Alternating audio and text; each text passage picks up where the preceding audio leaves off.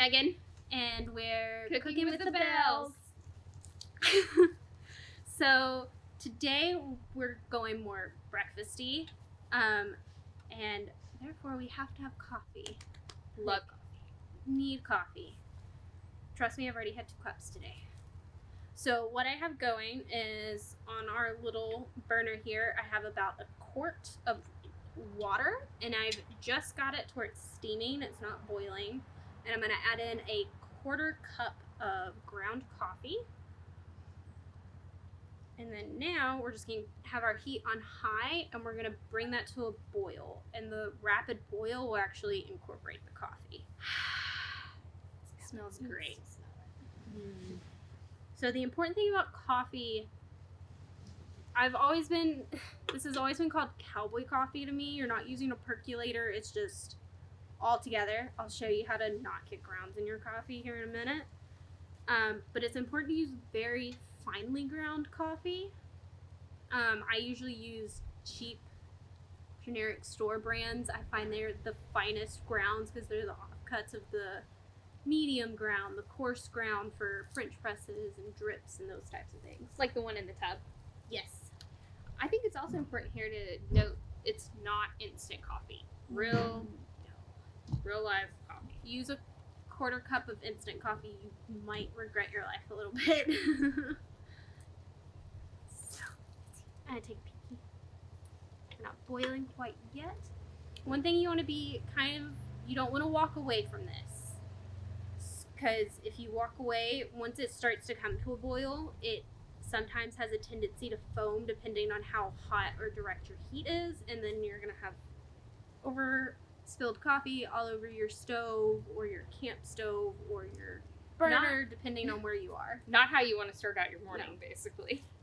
You can also, if your pot is safe, you can do this over a campfire. Like, this is how we made coffee when I was camping growing up. That's how I know it. And now it's just a convenient way to make coffee when I don't have a coffee pot maker. Yeah, those words worked. Right, so the coffee has come to a rolling boil. And so with it at a rolling boil, we just need to let it go at that rolling boil for about 5 to 8 minutes. And when I say rolling boil, I mean bubbles coming up over. It's not just the little bubbles on the side. It's boiling. But you're paying attention to it. Yes, because we don't want it to boil over everywhere because it does like to foam. So I just kind of do a little check every now and then, make sure it's good. All right, so it's been about 7 minutes-ish. I like my coffee on the stronger side, so I let it go a little longer. So I'm just gonna turn off the hot plate and put it down here. And then what we're gonna do to settle the coffee grounds from the boiling is I have cold water, and I'm just gonna pour it, attempt to not make a mess, down the spout, and that just washes out any overflowed coffee grounds that got stuck from when it boiled up a little bit. And then just around the rim. And you're wanting, I found with about a quart of water hot, it's usually at 2/3 to a cup of cold water. And that'll just settle all your coffee grounds so that you don't have super ground filled coffee without having to deal with filters. So I am going to put a little cream in my mug because I'm a cream person. Let's see. Especially with strong coffee. I'll let you pour your own cream if you want. Right away until I do the close-up shot with the second cup. Got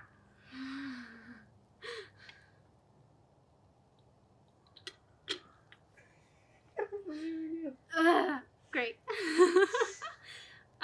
And then if you can see. It smells great.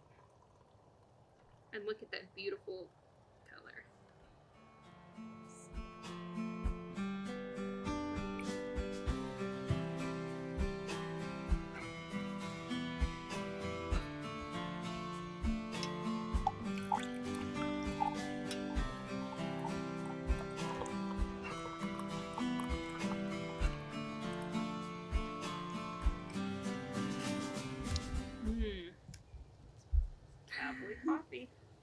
And that's pretty much how you make it. If you find you have too many grounds in your coffee, just pour in some more cold water. If you want it stronger, cook it longer. If you don't, one of my favorite things we did on the camp sites when I was growing up and was old enough to drink coffee is, now that this is made, I want to keep it warm until we drink the whole pot. So I'm just going to put it back on our burner, or you can put it like right next to your campfire, because I'm just going to put this on low. Low as this little hot plate will let me, just to keep it warmed through so that we have warm coffee.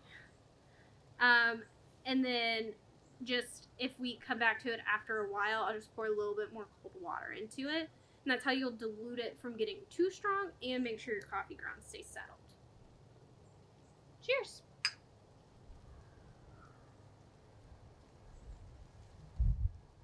Oh, it's so warm. It's nice. Alright, so today we're going to be making breakfast sandwiches. And we're going to use the leftover ham from our Easter ham. Because I don't know about your family, but my family doesn't get through an entire Definitely ham. And then we get really sick of ham sandwiches after about day 4. So this is one of the ways we like to repurpose it. So I just have a can of biscuits. You could also hand make your biscuits. This process will work just the same. But we're about easy here. Yes. You know, homemade biscuits is for the biscuits and gravy, Sunday lunch. Yeah. That mess. So I have our griddle, and I currently just have it on low heat because I don't want to scorch my biscuits. And I'm just going to lay them out. And this is already, you can see the glisten from the oil. So we already have this nice and greased. And we're just going to set it out. And then what you're going to want to help cook these on a griddle, which you can of course do these in an oven, but you're either going to want a metal bowl or a little dome. Either or. My mom has a old big wide metal bowl, and I use that when I go and visit my parents. So explain to us what the purpose of the dome is and what it's going to do. Yes. So the dome pretty much will help trap the heat, so it's more like your biscuits are actually in an oven instead of just like toasting them from the bottom. How neat. So got biscuits laid out, and then I'm just gonna put the dome over. No, I'm not. They don't fit.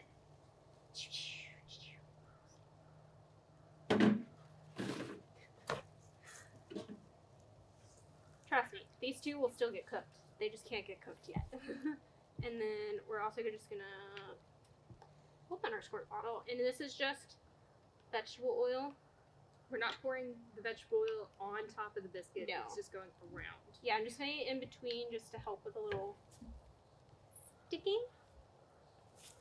And then now the dome is actually going on.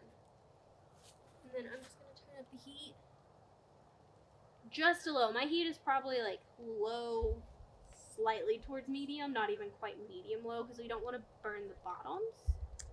And these should take about 10 minutes, and then we'll flip them just to get a nice brown on the other side, and the biscuits should be good to go. All right, so it's been about 7-8 minutes, and I just lifted the dome to check on my biscuits real quick, and they're already looking pretty brown on the bottom, so I'm going to go ahead and flip them. And I turned my flame all the way down to low. Boop. Oop.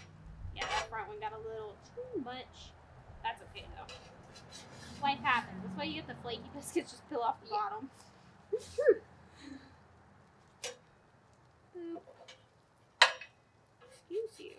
Not where I wanted you. Thank you. So yeah, we're just gonna. How good should we be? And then I'm just gonna do a little rotation based off of what's browning, how fast where. Just to try and keep the biscuits themselves cooking evenly. I'm so awkward. It's fine. Real life.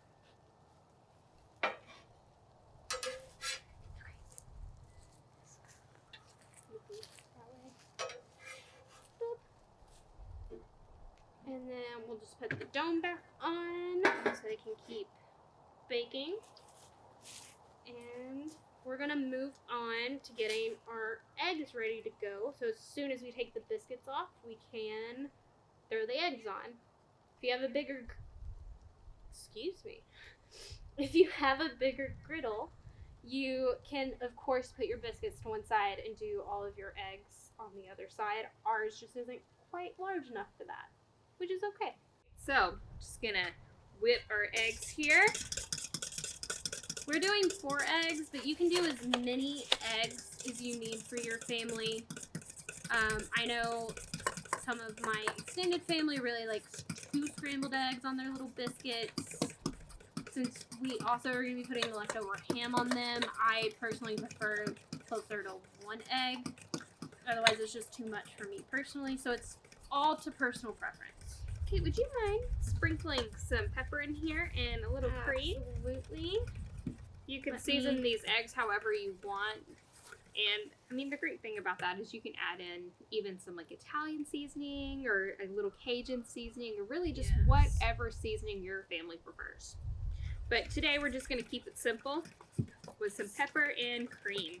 Yes. And a little bit of salt, because you always need salt. True. Okay. And the cream just helps them not to become the dry, sticky. You can also use some melted butter or put some softened butter on the griddle with your eggs instead of cream. It's really up to you on how you do that. We just prefer cream because it's the easiest. And then just a touch of salt. Great. All right. So, I think we've got enough air in the eggs. Yeah, those look good and scrambled to me.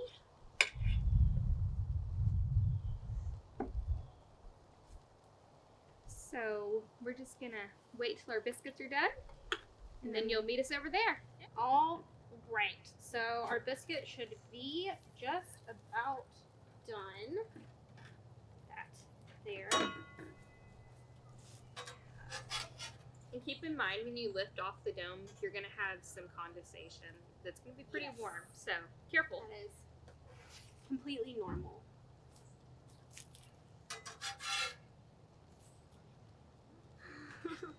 So just want to show you that both sides of the biscuit have a nice color to These that are them. in the middle that have really good are really well done.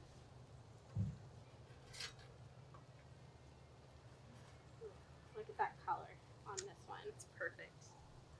The bottom just a little darker, but not too bad. And then these last 2 were in like a cold spot on their other side. So what I'm actually gonna do, the biscuits are cooked through, so I'm just gonna put them where I know there was a hot spot. Pretty much where they were again. And just let those sides get a little bit of color on them.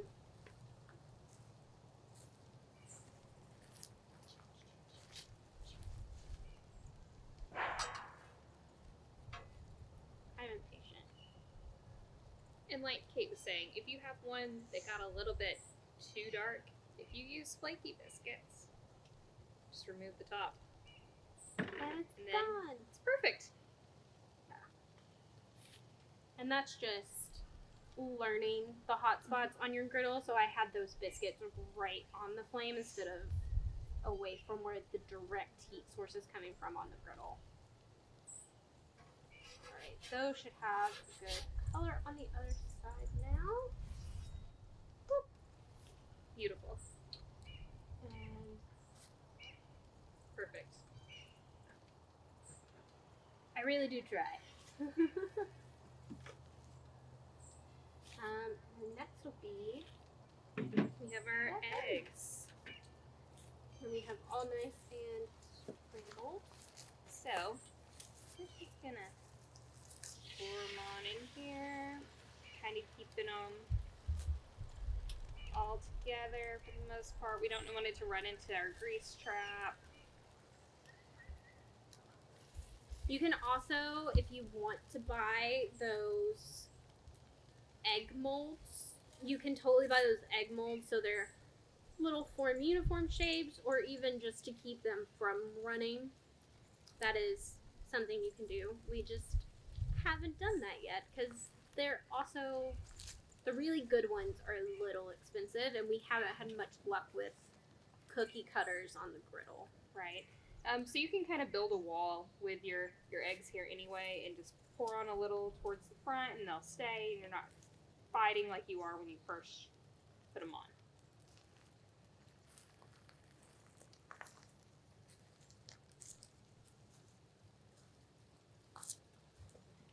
I'm just going to grab a bowl for them really fast since eggs do cook very quickly. Another bowl. So I'm just kind of moving them around here, making sure they don't go down my grease trap down there. Just like you'd scramble eggs in your skillet, honestly.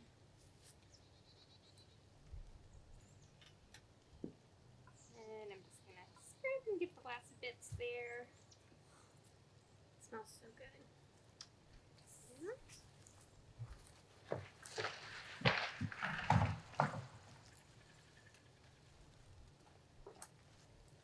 So we're just... That's what a limb falling sounds like.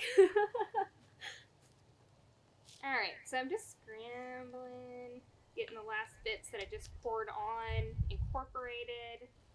You want to be careful not to overcook because we don't want them to dry out and get rubbery.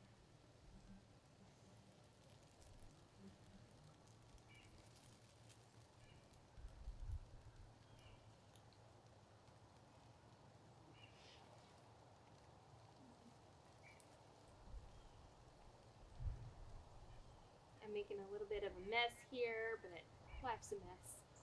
It all cleans up.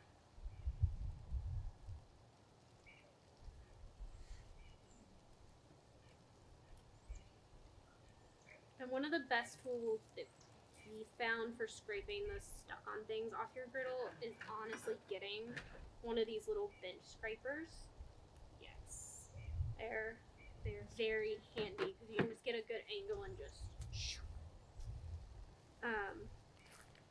and you know your griddle, so you know the amount of pressure you need to use to not like shave off any seasoning you might have if you have more of a cast iron type griddle, or if you have a non-stick, you don't want to be shearing off your non-stick. But that just kind of comes with knowing your griddle.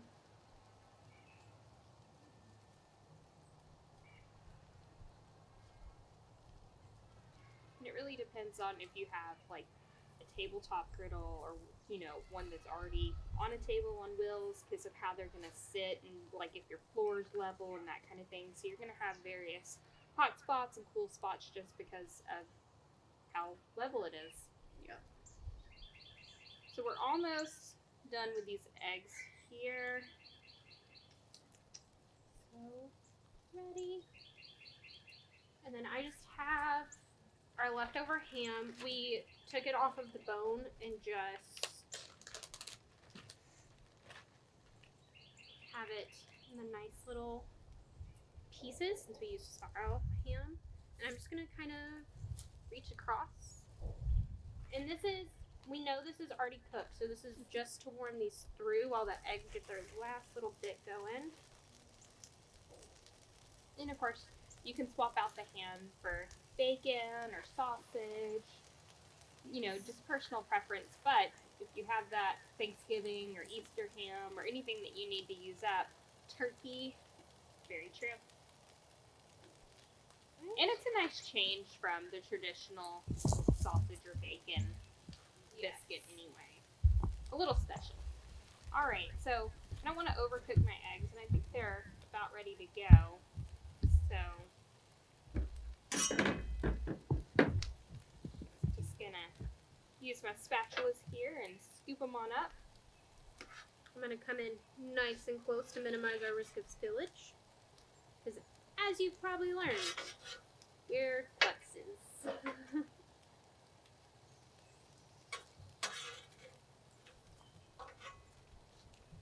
Just a little more.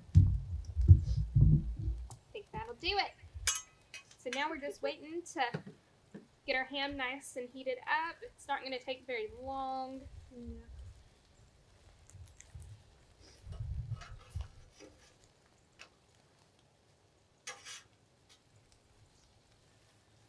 want to get both sides evenly colored and cooked. I mean, they're already cooked, so like I said, just warming it up. But they have a nice little sear to them when you cook them on the BlackStone. Yeah. I'm just making sure you don't burn one side on accident. And this one looks like it's ready to go. So I'm just gonna flip over my shame of burning the bottom of those two biscuits. That's why we use flake. It is.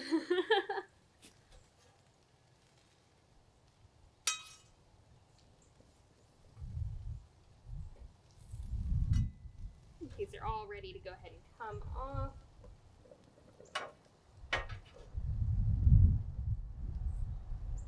All right. We can just walk over here to assemble our sandwiches really quick.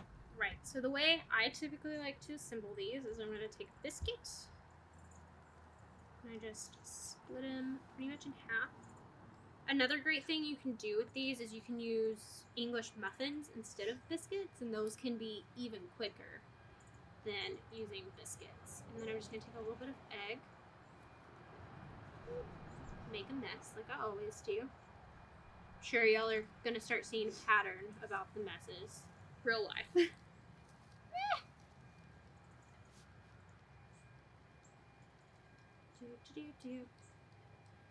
And then a little piece of ham, and I'll just fold it over.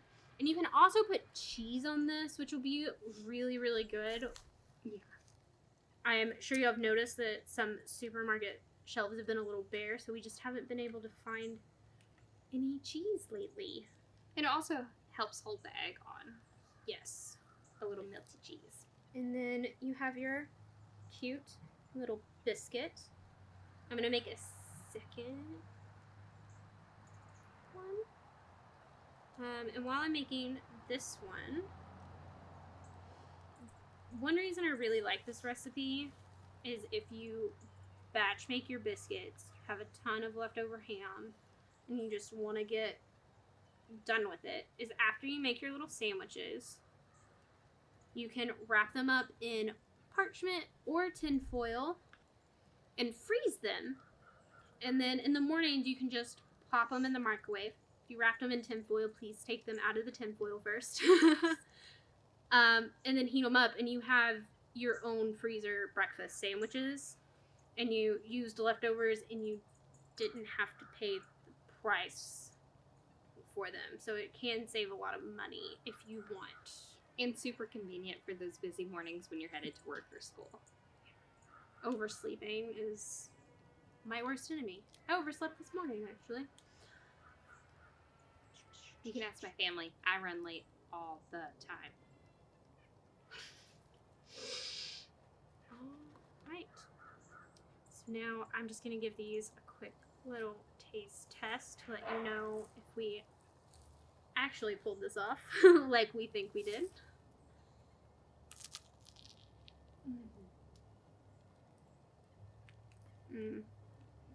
The crunch sounded great. The crust on these biscuits, because it's almost like we cooked the biscuits in a cast iron skillet without having to deal with the cast iron skillet. They're so good. And we only have to clean our griddle now, not multiple pots, pans. Sheet pans, any liners, skillet for the eggs and bacon. It's just the Convenience. griddle. Perfect weekday or weekend breakfast. That's all we have for this episode. We hope you have a lovely week. And if you'll think about subscribing, you can hit that button below. And we're also going to be linking the recipe to so go visit our website. We're linking the recipe down below, so go visit our website and get the recipes for both the breakfast sandwiches and the Cowboy coffee, and we'll see you in 2 weeks.